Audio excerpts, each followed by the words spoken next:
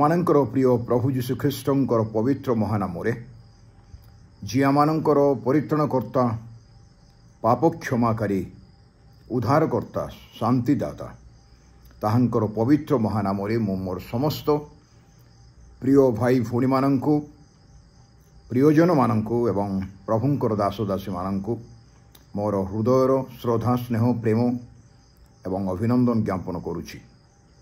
आजिर ए संक्षेप समय आमने जेतले विश्वरंग वाक्य धरी बसी अच्छु ए जगार एवं आमने किछि गोटे गुरुत्वपूर्ण विषय संक्षेप अल्प समय चिंता करिबा पई प्रभु वाक्य अनुध्यान करिया पई चाहूचु। एई समय एक गुरुत्वपूर्ण समय आ प्रभुंकर अनुग्रह समय आमने समस्ते जानिचु जे वर्तमान समुदाय पृथ्वी आमे समस्ते आमानंकर देशरे एवं अंतर्जातीय क्षेत्र में विभिन्न प्रतिकूल परिवेश मध्य दे पृथ्वी एवं मनुष्य समाज गति करुचंती। आमाने आमान पारिपार्श्विक परिवेश भितरे सामाजिक अर्थनैतिक राजनैतिक धर्मनैतिक एवं विभिन्न जटिल समस्या मूलक परिस्थिति मध्य दी वर्तमान गति करुछु। एपरि अनेक घटना घटुची जहाँकि आमानंक निमंते बुझिबा पई बहुत कष्टकर। मोर प्रिय भाई भौणी माने आमानंक चतुर्दिगरे घटुथिबा घटना गुड़ाक अनेक समय आमानंकु व्यतिव्यस्त करुची विव्रत करुची। आमाने द्वंद्वरे पड़ जाउछु एवं केबे केबे आमाने कन्फ्यूज होउछु बुझी पारुने प्रकृति कौन घटना घटुची। आउ उच्च स्तर रे बा राजनीतिक क्षेत्र रे बा अन्यान्य स्तर रे समस्त जनसाधारण जेकोसी देशर जनसाधारण कहतु बा आम देशर कहतु बा आमाने जो अंचल रे बास करुछु अधिकांश लोक ये समस्त विषय बुझापी बहुत कष्टकर। प्रत्येक दिन आमाने खबर कागज रे घटुथिबा घटनावली आमाने सोशल मीडिया माध्यम रे एवं आमाने टेलीविजन रे विभिन्न माध्यम रे संवाद शुणुचु। आउ से संवाद गुड़ाक मध्य आमानकु भाराक्रांत करुछि। गोटे पटे शांतिर कथबार्ता किपरि पृथ्वी रे शांति आसीबो किपरि लोक माने एकतारे प्रेम रे रहिबे शांति रे रहिबे समस्या मध्यरु लोक माने रक्षा प्राप्त हेबे शत्रुता विवाद हिंसा रक्षा प्राप्त हेबे से विषय पई उच्च स्तर रे अनेक विज्ञ लोक माने शासनकर्ता माने प्रशासन बा जेकोसी बुद्धिजीवी लोक माने चेष्टा करुचंती एवं से माने परामर्श देउचंती विभिन्न चेष्टा मध्य करुचंती जेपरि समस्त अंचल रे पृथ्वी रे शांति स्थापन हेबो लोकमानंको जीवन निर्वाह बा लोकमानंकर बंचिबाटा सरल आ सुगम हेबो एटा समस्तंकर चिंता। किंतु ता भितरे बा ता पछरे कोन हेउची आमे ताहा जानि ना। ईश्वरंग वाक्य बाइबल रे ए समस्त विषय उत्तर अछि। मनुष्य पाखरे उत्तर नाही मो पाखरे उत्तर नाही।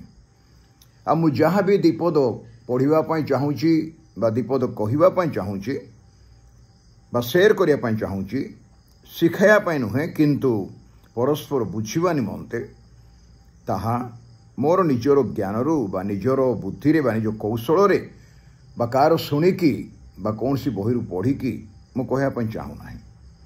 जेहेतु जड़े विश्वासी हिसाब से प्रभु जीशु ख्रीष्टंकर जड़े विश्वासी हिसाब से तांको वाक्य प्रति मोर श्रद्धा स्नेह प्रेम रही एवं से वाक्य मु पारिबा पर्यंत तांको अनुग्रह रे ध्यान करुछि एवं ता द्वारा अनेक कथा प्रभुंकर वाक्य द्वारा मु बुझी पारुछि।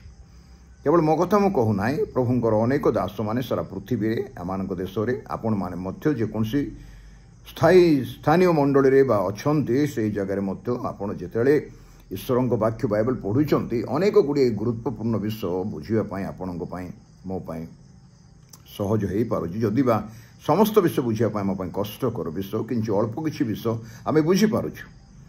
मु अल्प किछि विषय बुझी पारुछि कौन होउछि घटना ଆମମାନଙ୍କର ପ୍ରତ୍ୟେକଟି ପ୍ରଶ୍ନ ଆଉ ସମସ୍ୟାର ସମାଧାନ ଆମ ହାତରେ ନାହିଁ, କିନ୍ତୁ ଈଶ୍ୱରଙ୍କ ବାକ୍ୟ ବାଇବଲରେ ତାର ସମସ୍ତ ପ୍ରଶ୍ନର ଉତ୍ତର ରହିଛି ଆଉ ସବୁ ସମସ୍ୟାର ସମାଧାନ ମଧ୍ୟ ରହିଛି। କିନ୍ତୁ କେଉଁଠି ଅଛି ତାକୁ ଆମେ କିପରି ପାଇପାରିବା, ଆମମାନଙ୍କୁ କିଏ ଦେଖେଇବ, ଆମମାନଙ୍କୁ କିଏ ବୁଝେଇବ, ଏ ବିଷୟ ମଧ୍ୟ ଏକ ଚିନ୍ତାର ବିଷୟ ଏବଂ ଏକ ଧ୍ୟାନ କରିବାର ବିଷୟ। ପ୍ରଥମ ଥେସଲୋନିକି ମଣ୍ଡଳୀକୁ ପାଉଲଙ୍କର ପ୍ରଥମ ପତ୍ର 5 ପର୍ବରେ ପାଉଲ ଗୋଟିଏ କଥା କହିଲେ। ଆଜିର ସମୟକୁ ଲକ୍ଷ୍ୟ କରି ସେ କହୁଛନ୍ତି, ଖାଲି ଆଜିର ସମୟ ନୁହେଁ, ତାଙ୍କ ସମୟଠାରୁ ହିଁ ଅନେକ ଘଟଣା ମଣ୍ଡଳୀରେ ଘଟୁଥିଲା। ଆଜି ଯେଉଁ ଘଟଣା ଘଟୁଛି ଟିକେ ଅଧିକ ଘଟୁଛି, ଯେହେତୁ ସମୟ ଅନୁକ୍ରମରେ ଈଶ୍ୱରଙ୍କ ବାକ୍ୟର ଭାବବାଣୀ, ଭବିଷ୍ୟବାଣୀ, ଭବିଷ୍ୟ ବକ୍ତାମାନଙ୍କର କଥା, ପ୍ରେରିତମାନଙ୍କର କଥା ଧୀରେ ଧୀରେ ପ୍ରଭୁଙ୍କର ସମୟ ଅନୁରୂପୀ ଧୀରେ ଧୀରେ ସଫଳ ହୋଇଯାଉଛି। ଅନେକ ସଫଳ ହୋଇସାରିଛି ଏବଂ ଅନେକ ସଫଳ ହେବାକୁ ଯାଉଛି, ବର୍ତ୍ତମାନ ଅନେକ ସଫଳ ହେଉଛି। ଏବଂ ଏ କଥା ହୁଏତ ଅନେକ ବିଶ୍ୱାସ କରିପାରିବେ ନାହିଁ ଯେ ପ୍ରକୃତ ବର୍ତ୍ତମାନର ଘଟଣା ବା ପୂର୍ବବର୍ତ୍ତୀ ଘଟଣା ଗୁଡ଼ାକ ବା ଆଗକୁ ଯେଉଁ ଘଟଣା ଘଟିବ ଏସବୁ ବିଷୟ ଯେ ବାଇବଲ ଲେଖା ହେଇଛି, ଏ ବିଷୟ ପ୍ରାୟ ଅନେକ ଲୋକମାନଙ୍କର ବୁଝିବା ବାହାରେ ଆଉ ଗ୍ରହଣ କରିବା ବାହାରେ।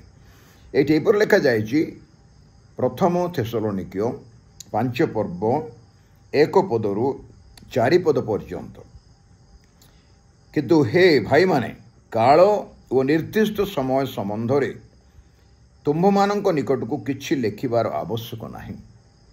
କାଳ ଆଉ ସମୟ ସମ୍ବନ୍ଧରେ, କାଳ ନିର୍ଦ୍ଦିଷ୍ଟ ସମୟ ସମ୍ବନ୍ଧରେ କିଛି ଲେଖିବାର ଆବଶ୍ୟକ ନାହିଁ, କାରଣ ରାତ୍ରିରେ ଚୋର ଆସିଲା ପରି ପ୍ରଭୁଙ୍କ ଦିନ ଯେ ଆସିବ, ଏହା ତୁମ୍ଭେମାନେ ଉତ୍ତମ ରୂପେ ଜାଣ।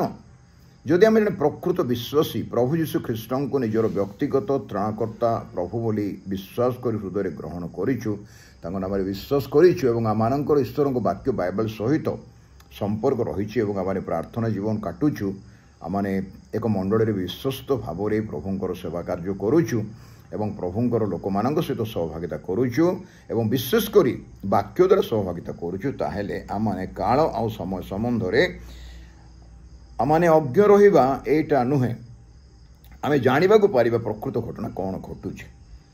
3 ପଦ ଲେଖାଯାଇଛି, ଯେତେବେଳେ ଲୋକେ ଶାନ୍ତି ଓ ନିରାପଦ ବୋଲି କହୁଥିବେ, ସେତେବେଳେ ଗର୍ଭବତୀର ପ୍ରସବ ବେଦନା ତୁଲ୍ୟ ହଠାତ୍ ସେମାନଙ୍କର ବିନାଶ ଉପସ୍ଥିତ ହେବ ଆଉ ସେମାନେ କୌଣସି ପ୍ରକାରେ ରକ୍ଷା ପାଇବେ ନାହିଁ।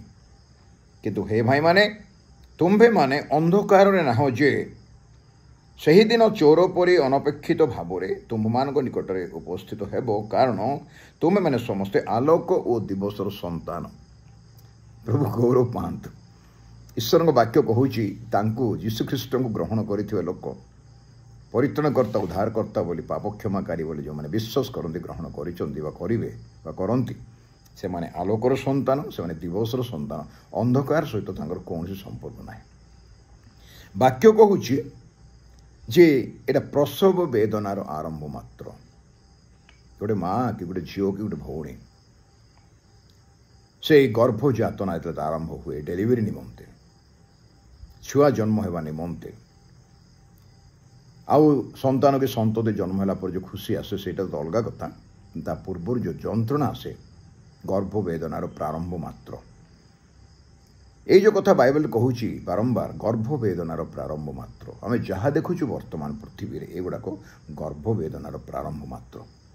ଲୋକମାନେ ଶାନ୍ତି ଶାନ୍ତି, ନିରାପତ୍ତା, ସୁରକ୍ଷା କହୁଛନ୍ତି, କିନ୍ତୁ ଯୁଦ୍ଧ ଘନ ଘଟା ଚାଲିଛି। ତା ବିଷୟରେ ପ୍ରଭୁ ଯୀଶୁ ଖ୍ରୀଷ୍ଟ ମାଥ୍ୟୁ ଲିଖିତ ସୁସମାଚାର ଆଉ 24 ପର୍ବରେ ଗୋଟିଏ କଥା ଆଗରୁ କହିଥିଲେ। ଆଜକୁ 2000 ବର୍ଷ ତଳେ ଯେତେବେଳେ ସେ ପୃଥିବୀରେ ମନୁଷ୍ୟ ରୂପ ଧାରଣ କରିଥିଲେ, ସେ ଗୋଟିଏ କଥା କହିଥିଲେ, ଯେଉଁଟାକି ଅତି ଗୁରୁତ୍ୱପୂର୍ଣ୍ଣ ବିଷୟ। ମୋର ପ୍ରିୟ ଭାଇ ଭଉଣୀମାନେ, ଆଶ୍ଚର୍ଯ୍ୟ କଥା, ତାଙ୍କ ବାକ୍ୟରେ ଏ ସମସ୍ତ କଥା ଆଗରୁ ଯେ ଲେଖାଯାଇଛି, ଏଇଟା ଆମମାନଙ୍କ ନିମନ୍ତେ ଏକ ଚିନ୍ତାର ବିଷୟ ଆଉ ତାହା ଆମମାନଙ୍କ ନିମନ୍ତେ ଏକ ଗୁରୁତ୍ୱପୂର୍ଣ୍ଣ ବିଷୟ ମଧ୍ୟ ଅଟେ। ଆମେ ପ୍ରଭୁଙ୍କ ବାକ୍ୟ ଯଦି ଦେଖିବା, ତାହେଲେ ଏପରି ଲେଖାଯାଇଛି 6 ପଦ 24 ପର୍ବ ମାଥ୍ୟୁ ସୁସମାଚାର 6 ପଦରୁ ମୁଁ ପଢ଼ୁଛି ତଳକୁ, ଆଉ ମୁଁ ପଢ଼ିବି 9 ପଦ ପର୍ଯ୍ୟନ୍ତ ପଢ଼ିବି, ଯେଉଁଟାକି ଆମମାନଙ୍କର ବିଶ୍ୱାସୀ ଜୀବନର ଡେ ଟୁ ଡେ ଲାଇଫ୍ରେ ଘଟୁଛି ଏବଂ ଜଗତରେ ମଧ୍ୟ ଅନ୍ୟ ଲୋକମାନଙ୍କ ପ୍ରତି ମଧ୍ୟ ଘଟୁଛି। କାରଣ ଅନେକ 5 ପଦ କାରଣ ଅନେକେ ମୋ ନାମରେ ଆସି ମୁଁ ଖ୍ରୀଷ୍ଟ ବୋଲି କହି ଅନେକଙ୍କୁ ଭ୍ରାନ୍ତ କରିବେ। ଆମେ ଶୁଣିଛୁ ବାକ୍ୟ ଦ୍ୱାରା ବାଇବେଲ ଦ୍ୱାରା ଶୁଣିଛୁ ଯେ ଭଣ୍ଡ ଭାଓବାଦୀମାନେ ବାହାରିବେ, ଭଣ୍ଡ ଶିକ୍ଷକମାନେ ବାହାରିବେ, ଅନେକ ନିଜକୁ ଯୀଶୁ ବୋଲି କ୍ଲେମ୍ କରିବେ। ଆମେ ଶୁଣିଛୁ ଅନେକ ଅଛନ୍ତି, ଆଜି ମୋତେ ଲୋକ କୁହନ୍ତି ମୁଁ ଖ୍ରୀଷ୍ଟ ବୋଲିକି। ଏଇଟା ଚାଲିଛି। ଆଉ ତୁମେମାନେ ଯୁଦ୍ଧର ବିଷୟ ଓ ସଂଗ୍ରାମର ଜନରବ ଶୁଣିବ। ସଂଗ୍ରାମର ଜନରବ, ଯୁଦ୍ଧର ବିଷୟ ତୁମେ ଶୁଣିବ। ଆମେ ଶୁଣୁଛୁ ବର୍ତ୍ତମାନ ଇରାନ ଆଉ ଇସ୍ରାଏଲର ଯୁଦ୍ଧ ଚାଲିଛି। ଏଇ 2-3 ବର୍ଷ ଧରି ଲେବାନନ ସହିତ ପାଲେଷ୍ଟାଇନ ସହିତ ଏ ସମସ୍ତ ଯୁଦ୍ଧ, ବିଭିନ୍ନ ସମସ୍ୟା, ଆକ୍ରମଣ ଆଉ ଶତ୍ରୁତା, ବିବାଦ, ହିଂସା ଚାଲିଥିଲା। ୟୁକ୍ରେନିଆ ରଷିଆର ଯୁଦ୍ଧ ଚାଲିଛି। ବିଭିନ୍ନ ଜାଗାରେ ବିଭିନ୍ନ ଭାବରେ ଅଶାନ୍ତି, ଶତ୍ରୁତା, ବିବାଦ, ରକ୍ତପାତ ବଢ଼ି ବଢ଼ି ଚାଲିଛି। ଏଇଟା ପୃଥିବୀ ପାଇଁ ନୂଆ ନୁହେଁ, କିନ୍ତୁ ଏଇଟା ଧୀରେ ଧୀରେ କ୍ଲାଇମ୍ୟାକ୍ସ ଆଡ଼କୁ ଯାଉଛି। ଆଉ କ'ଣ ଲେଖାଯାଇଛି? ଏହି ଅବସ୍ଥା ଜନରବ ଶୁଣିବ, ସାବଧାନ, ବ୍ୟାକୁଳ ହୁଅ ନାହିଁ, ଏଥିରେ ବ୍ୟସ୍ତ ହୁଅ ନାହିଁ ବୋଲି ବାକ୍ୟ କହୁଛି। ଏଥିପାଇଁ ଆମମାନେ ବିଶ୍ୱାସୀ ହିସାବରେ, ଯୀଶୁଙ୍କୁ ଜାଣିଥିବା ଲୋକ ହିସାବରେ ଆମମାନଙ୍କ ନିମନ୍ତେ ସ୍ପଷ୍ଟ ଭାବରେ ପ୍ରଭୁଙ୍କ ବାକ୍ୟରେ ଅନେକ ଗୁଡ଼ିଏ କଥା ଲେଖା ହେଇଛି, ଯେଉଁଟାକି ଆମମାନେ ବୁଝିବା ଦରକାର। ଆଉ ବ୍ୟତିବ୍ୟସ୍ତ ହେବାର ଆବଶ୍ୟକ ନାହିଁ। ମନୁଷ୍ୟ ହିସାବରେ ନିଶ୍ଚୟ ବ୍ୟତିବ୍ୟସ୍ତ ହେବା, କିନ୍ତୁ ଭରସା ରଖିବା ପ୍ରଭୁଙ୍କ ଉପରେ ଯେ ଏହି ସମସ୍ତ ବିଷୟରେ ପ୍ରଭୁ ଆମମାନଙ୍କୁ ଉଦ୍ଧାର କରିବେ। ଆଉ ତାଙ୍କ ଆଗମନ ଦିନ ଯେତେବେଳେ ସେ ଆସିବେ ତୁରିବାଦରେ ମେଘମାଳାରେ ଆମମାନଙ୍କୁ ସମସ୍ତଙ୍କୁ ତାଙ୍କ ରାଜ୍ୟକୁ ନେଇଯିବେ। ଏଇଟା ଆମମାନଙ୍କର ଭରସା ଆଉ ବିଶ୍ୱାସ। ଆଉ କ'ଣ ଲେଖା ହେଇଛି? କାରଣ ଏହି ସମସ୍ତ ଅବଶ୍ୟ ଘଟିବ, କିନ୍ତୁ ସେହି କାଳ ଯୁଗାନ୍ତ ନୁହେଁ। ଏ ସମସ୍ତ ଘଟଣା ଘଟିବ, କିନ୍ତୁ ତାହା ଯୁଗାନ୍ତ ନୁହେଁ। କାରଣ ଜାତି ବିପକ୍ଷରେ ଜାତି, ରାଜ୍ୟ ବିପକ୍ଷରେ ରାଜ୍ୟ ଉଠିବ, ପୁଣି ସ୍ଥାନେ ସ୍ଥାନେ ଦୁର୍ଭିକ୍ଷ ଆଉ ଭୂମିକମ୍ପ ହେବ। ଗୋଟିଏ ପଦ, 7 ପଦରେ ପ୍ରଭୁ ଟୋଟାଲ ଘଟଣା ରଖିଦେଲେ। ଜାତି ବିପକ୍ଷରେ ଜାତି, ସାରା ପୃଥିବୀରେ ଚାଲିଛି ଜାତି ବିପକ୍ଷରେ ଜାତି, ରାଜ୍ୟ ବିରୁଦ୍ଧରେ ରାଜ୍ୟ, ଏବଂ ଦୁର୍ଭିକ୍ଷ, ମହାମାରୀ, ଭୂମିକମ୍ପ, ଏଗୁଡ଼ା ତ ଚାଲିଛି, ଆମେ ଶୁଣୁଛୁ। ଏଇଟା କିଛି କହିବାର ନାହିଁ। ଏଇ ଯେଉଁ ପ୍ରାକୃତିକ ବିପର୍ଯ୍ୟୟ, କାଲାମିଟି ଗୁଡ଼ା ଚାଲିଛି, ସେଇଟା ମଧ୍ୟ ଆମେ ସମସ୍ତେ ଜାଣିଛୁ। ଏବେ ଯେଉଁ ଯୁଦ୍ଧ ଚାଲିଛି ଇରାନର, ଇସ୍ରାଏଲର, ଯେଉଁ ତାଙ୍କ ଭିତରେ ଶତ୍ରୁତା ଏବଂ ଭୟଙ୍କର ରୂପ ନେଇଛି, ପୃଥିବୀ ଲାଗୁଛି ଯେମିତି 2 ଭାଗ ହୋଇଯାଉଛି। ଅନେକ ଇରାନକୁ ସାହାଯ୍ୟ କରିବା ପାଇଁ ଆଗେଇ ଆସୁଛନ୍ତି। କିଛି ଅଳ୍ପ ଦେଶ ଯେଉଁମାନେ ଇସ୍ରାଏଲ ସପକ୍ଷରେ ଠିଆ ହେଉଛନ୍ତି, ତାଦ୍ୱାରା ଆମେ ଜାଣିପାରୁଛୁ ଯେ ପ୍ରଭୁଙ୍କ ବାକ୍ୟ ସଫଳ ହେଉଛି। ଆପଣ ଦୟାକରି ସମୟ ଥିଲେ ଏ ବିଷୟ ଜାଣିବା ନିମନ୍ତେ ପ୍ରାଞ୍ଜଳ ଭାବରେ ପଢ଼ନ୍ତୁ ଦୟାକରି। ଜିଜିକଲ 38 ପର୍ବ, 39 ପର୍ବ। ରୁଷିଆ ଦେଶ, ଅନ୍ୟାନ୍ୟ ଦେଶ ଗୁଡ଼ାକ ଯେଉଁମାନେ ଅଛନ୍ତି, ଏବଂ ଇସ୍ରାଏଲ ଆଉ ଇରାନ, ଏଗୁଡ଼ାକ ସବୁ ଯେଉଁ ଦେଶ ଗୁଡ଼ାକ ଲେଖାଯାଇଛି, ସେଠି ନାଁ ଗୁଡ଼ାକ ସବୁ ଦିଆଯାଇଛି। ସେମାନେ କିପରି କାହା ବିରୁଦ୍ଧରେ କିଏ ଯିବେ, କେତେବେଳେ ଯିବେ, କେଉଁ ପଟେ ଯିବ, ସବୁ ଲେଖାଯାଇଛି। ଦାନିଏଲ 11 ପର୍ବରେ ମଧ୍ୟ ଲେଖାଯାଇଛି କେଉଁ ଦେଶ କାହା ବିରୁଦ୍ଧରେ କେବେ ଯିବ। ଏବଂ 38-39 ଜିଜିକଲ ବିବରଣୀରେ ଲେଖାଯାଇଛି ଗୁଡ଼ାକ। ଆଉ ତତ୍ସଙ୍ଗେ ସଙ୍ଗେ ଜିଖରୀୟ 12 ପର୍ବରେ ସମୁଦାୟ ପୃଥିବୀର ଲୋକମାନେ ଇସ୍ରାଏଲ ବିରୁଦ୍ଧରେ ଯିବେ ଲେଖାଯାଇଛି। ଆଉ ପ୍ରଭୁ କେମିତି ଇସ୍ରାଏଲକୁ ରକ୍ଷା କରିବେ ତାହା ମଧ୍ୟ ଲେଖାଯାଇଛି। ଇସ୍ରାଏଲ କିପରି ବିଜୟ ହେବ ଶେଷ ଅବସ୍ଥାରେ, ଏକଥା ମଧ୍ୟ ଲେଖାଯାଇଛି। ଆଉ 14 ପର୍ବରେ ମଧ୍ୟ ଲେଖାଯାଇଛି ଜିଖରୀୟଙ୍କ ବିବରଣୀରେ। ସେଥିପାଇଁ ଏଗୁଡ଼ା ପଢ଼ିବା ଦ୍ୱାରା ଆମେ ଅନେକ ବିଷୟ ଜାଣିବାକୁ ପାରିବା। ଆମମାନଙ୍କର ସେ ସମସ୍ତ ବିଷୟ ଏଇ ପ୍ରକାର ଚିନ୍ତା ଭାବନା ବା ଅନୁଧ୍ୟାନ କଲା ବେଳେ ଆଲୋଚନା କରିବା ପାଇଁ ଆମର ସମୟ ଯଥେଷ୍ଟ ନୁହେଁ। ହେଲେ କ'ଣ ଲେଖାଯାଇଛି ମୋ ଭାଇ ଭଉଣୀମାନେ? ଭୂମିକମ୍ପ ହେବ, କିନ୍ତୁ ଏହି ସମସ୍ତ ପ୍ରସବ ବେଦନାର ଆରମ୍ଭ ମାତ୍ର। ଆଉ ଥରେ ଆମେ ଦେଖିବା, ଏଇଟା ଯୀଶୁଖ୍ରୀଷ୍ଟଙ୍କ ମୁଖର କଥା। ପ୍ରସବ ବେଦନାର ଆରମ୍ଭ ମାତ୍ର, ତାର ଅର୍ଥ ଛୁଆ ପ୍ରସବ ହେବା ପୂର୍ବରୁ ଏସବୁ ଘଟଣା ଘଟିବ। ଆଉ ବେଦନାଟା ବହୁତ କଷ୍ଟକର। ଆମମାନଙ୍କୁ ଖ୍ରୀଷ୍ଟ ବିଶ୍ୱାସରେ ବା ମଣ୍ଡଳୀ ହିସାବରେ ଅନେକ ତାଡ଼ନା କଷ୍ଟ ଦେଇକି ଆମେ ଯାଉଛୁ, ଦେଖିଛୁ, ଜାଣିଛୁ। ଏବେ ଆଜି ମଧ୍ୟ ଅନେକ ଲୋକମାନେ ତାଡ଼ିତ, ନିନ୍ଦିତ, ଅପମାନିତ ଯୀଶୁଙ୍କ ନାମ ନିମନ୍ତେ। ଏବଂ ଲେଖାଯାଇଛି, କ'ଣ ଲେଖାଯାଇଛି? ଆଉ ସେହି ସମୟରେ ଲୋକେ ତୁମ୍ଭମାନଙ୍କୁ କ୍ଲେଶ ଭୋଗ କରିବା ନିମନ୍ତେ ସମର୍ପଣ କରିବେ ଓ ତୁମ୍ଭମାନଙ୍କୁ ବୋଧ କରିବେ, ଓ ମୋହର ନାମ ସକାଶେ ତୁମ୍ଭେମାନେ ସମସ୍ତ ଜାତିଙ୍କ ଦ୍ୱାରା ଘୃଣିତ ହେବ। ଆଜି ଖ୍ରୀଷ୍ଟିଆନ କହିଲେ ଗୋଟେ ଘୃଣାର ବିଷୟ ବାହାରୁଛି। ଖ୍ରୀଷ୍ଟିଆନ କହିଲେ ଲୋକମାନଙ୍କ ମଧ୍ୟରେ ଗୋଟେ ଶତ୍ରୁତା, ବିବାଦ, ବିନା କାରଣରେ, କୌଣସି କାରଣ ନଥିବ, କିନ୍ତୁ ଆପଣଙ୍କୁ ଜଣେ ଶତ୍ରୁ ବୋଲି ଭାବିବ। ଆପଣଙ୍କ ସମ୍ପତ୍ତି, ଆପଣଙ୍କର ବ୍ୟକ୍ତିଗତ ଜୀବନ ଉପରେ ଆଞ୍ଚ ଆସିବ, ଆକ୍ରମଣ ହେବ। ଅନେକ ଗୁଡ଼ିଏ ଘଟଣା ଘଟୁଛି ଯେଉଁଟା ଆମେ ଦେଖିପାରୁଛୁ। ମୁଁ କାହିଁକି ଏ ସମସ୍ତ କହୁଛି? ଆମମାନଙ୍କ ପାରିପାର୍ଶ୍ୱିକ ପରିବେଶ ଭିତରେ ଯେଉଁ ସବୁ ଘଟଣା ଘଟୁଛି, ତାଦ୍ୱାରା ଆମେ ଜାଣିପାରୁଛୁ ପ୍ରଭୁଙ୍କ ରାଜ୍ୟ ସନ୍ନିକଟ। ଆପଣ ଆଉ ମୁଁ ପ୍ରସ୍ତୁତ ହେବାକୁ ପଡ଼ିବ ତାଙ୍କ ରାଜ୍ୟ ସନ୍ନିକଟ ହୋଇଥିବା ଯୋଗୁଁ। ସେ ଯେପରି କହିଥିଲେ, ମୁଁ ତୁମ ପାଇଁ ସ୍ଥାନ ପ୍ରସ୍ତୁତ କରିବାକୁ ଯାଉଅଛି, ଆଉ ସ୍ଥାନ ପ୍ରସ୍ତୁତ କଲା ପରେ ମୁଁ ପୁନର୍ବାର ଫେରିବି, ଆଉ ମୁଁ ଯେଉଁଠି ଥାଏ ତୁମମାନେ ଯେପରି ସେଇଠି ରହିବ, ଏଥିପାଇଁ ମୁଁ ତୁମମାନଙ୍କୁ ଆପଣା ନିକଟକୁ ଘେନିଯିବି। এই প্রসব বেদনা যেটা চালিছি বর্তমান, এটা গোটে ক্লাইম্যাক্স কাড়କୁ ଧୀରେ ଧୀରେ ଯାଉଛି। ଆଉ ଇସ୍ରାଏଲ ବିରୁଦ୍ଧରେ ସମସ୍ତ ଦେଶ ଏକଜୁଟ ହେବେ। ପ୍ରଭୁ ଇସ୍ରାଏଲ ସପକ୍ଷରେ ଆସିବେ। ତାପରେ ଅନେକ ଘଟଣା ଘଟିବ। ଅନ୍ତିମ ଦିନମାନଙ୍କରେ ପ୍ରଭୁଙ୍କର ଆଗମନ ଯେତେବେଳେ ହେବ ଅନେକ ଘଟଣା ଘଟିବ। ମଣ୍ଡଳୀକୁ ପ୍ରଭୁ ଆଜି ପ୍ରସ୍ତୁତ କରିବା ପାଇଁ ଚାହାନ୍ତି। ଆପଣଙ୍କୁ, ମୋତେ, ଆମ ପରିବାରକୁ, ଆମର ମଣ୍ଡଳୀକୁ ପ୍ରଭୁ ତାଙ୍କ ବାକ୍ୟ ଦ୍ୱାରା ପ୍ରସ୍ତୁତ କରିବା ପାଇଁ ଚାହାନ୍ତି। ଆମେ ନମ୍ରତାର ସହିତ ଯଦି ପ୍ରଭୁଙ୍କର ଅନୁଗମନ କରିବା, ତାଙ୍କ ସହିତ ଚାଲିବା, ତାହେଲେ ପ୍ରଭୁ ଆମମାନଙ୍କୁ ସୁରକ୍ଷିତ କରିବେ। ସୁରକ୍ଷାର ପ୍ରତିଜ୍ଞା ରହିଛି ବାଇବେଲରେ। ମୃତ୍ୟୁ ଛାୟା ଉପତ୍ୟକା ଦେଇ ଗମନ କଲେ ମଧ୍ୟ ମୁଁ କୌଣସି ଆପଦକୁ ଭୟ କରିବି ନାହିଁ। ଯେହେତୁ ତୁମେ ମୋ ସାଙ୍ଗରେ ଅଛ, କଷ୍ଟ ନାହିଁ ବୋଲି ନାହିଁ। ଯୀଶୁ ଶୋଇଥିବା ଡଙ୍ଗାରେ ମଧ୍ୟ ତୋଫାନ ହେଲା ମୋର ଭାଇ ଭଉଣୀମାନେ, କିନ୍ତୁ ଯୀଶୁ ଅଛନ୍ତି ସେଇଠି। ଡଙ୍ଗା ବୁଡ଼ିଲେ ମଧ୍ୟ ସମସ୍ୟା ନାହିଁ। ପ୍ରଭୁ ଶିଷ୍ୟମାନଙ୍କୁ ପାଣିରେ ଚଲେଇକି ନେଇପାରିବେ। ଆପଣଙ୍କୁ ମୋତେ ଏ ତୋଫାନ ଭିତରେ ରକ୍ଷା କରିପାରିବେ। ତାଙ୍କର ସେ ସମର୍ଥ ଅଛି। ଆମମାନଙ୍କର ବ୍ୟକ୍ତିଗତ ଜୀବନରେ ସରଳତାରେ, ନମ୍ରତାରେ, ଭକ୍ତିରେ, ଭୟରେ ତାଙ୍କ ଉପରେ ଭରସା କରି ଆମମାନଙ୍କୁ ରହିବା ପାଇଁ ଆବଶ୍ୟକ ରହିଛି। ପ୍ରଭୁ ସମସ୍ତଙ୍କୁ ଆଶୀର୍ବାଦ କରନ୍ତୁ। ଆଉ ପ୍ରାର୍ଥନା ଜୀବନ, ବାକ୍ୟ ପଢ଼ିବା ଜୀବନ, ଅନ୍ୟାନ୍ୟ ଅଦରକାରୀ ବିଷୟଠାରୁ ନିଜକୁ ସମ୍ପୂର୍ଣ୍ଣ ଅଲଗା କରିକି ଯଦି ଆମେ ପ୍ରଭୁଙ୍କ ରାସ୍ତାରେ ଚାଲିବା, ତାହେଲେ ପ୍ରଭୁ ଆମମାନଙ୍କୁ ସହାୟତା ଦେବେ ଏବଂ ଆମମାନେ ତାଙ୍କ ରାଜ୍ୟରେ ପ୍ରବେଶ କରିବା ପାଇଁ ସୁଯୋଗ ପାଇବା। ପ୍ରଭୁ ପ୍ରତ୍ୟେକଙ୍କୁ ଆଶୀର୍ବାଦ କରନ୍ତୁ। ଧନ୍ୟବାଦ।